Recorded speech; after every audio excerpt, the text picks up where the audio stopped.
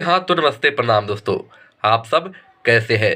आइए बात करते हैं खेसारी लाल यादव जी का बहुत ही बेहतरीन शो कल नेपाल में था।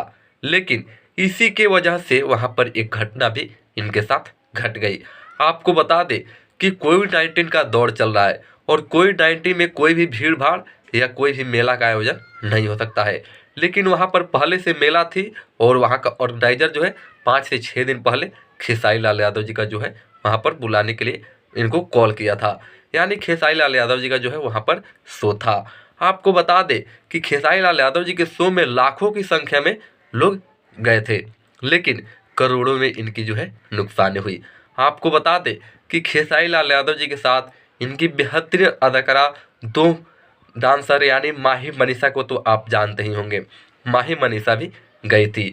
इनके टीम से 30-35 जो है लोग जो भी थे वो सब लोग पहुँचे थे और भी नालवादा के यानी जो भी प्रोग्राम में जो भी लोग रहते हैं बाजा वाला ये सब लोग पहुँचे थे।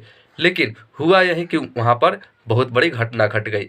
आपको बता दें कि खेसारी लाल यादव जी सुबह में ही पहुँचे थे एक होटल में। वहाँ पर होटल में जब रुके थे तो जब जाने की रात्रि में जब समय आया तो वहाँ पर पूरी तरह से नेपाल की जो भी प्रशासन है वो आ गई। प्रशासन की भी कोई व्यवस्था नहीं थी वहाँ पर उस मेले में, क्योंकि प्रशासन ने शो कराने के लिए परमिशन नहीं दिया था। लेकिन वहाँ का ऑर्गेनाइजर जो है खेसारी लाल यादव जी के साथ बहुत बड़ा धोखा किया। आपको बता दें कि एक कोई मारने की भी साजिश हो सकती है। आपको बता दें कि वहाँ पर बहुत सारे खेसारी लाल यादव जी के पब्लिक पहुँचे थे खेसारी लाल यादव जी को देखने के लिए, लेकिन क्यों नहीं दिखाया गया? आपको बता दें कि वहाँ पर लोग भड़ास निकाले इनके गाड़ियों पर। आपको बता दें कि वहाँ पर 4 स्कॉर्पियो थी जिसमें से 2 स्कॉर्पियो जो है जलकर पूरी तरह से राख हो गई है और सारी स्कॉर्पियो को जो है पूरी तरह से धूल ठिठा जो है फोड़ फाड़ दिया गया है। ये बहुत बड़ी नुकसान है, लगभग 1.5 से 2 करोड़ की खेसारी लाल यादव जी को इसमें नुकसान हुआ है। तो आखिर इसका भरपाई कौन करेगा?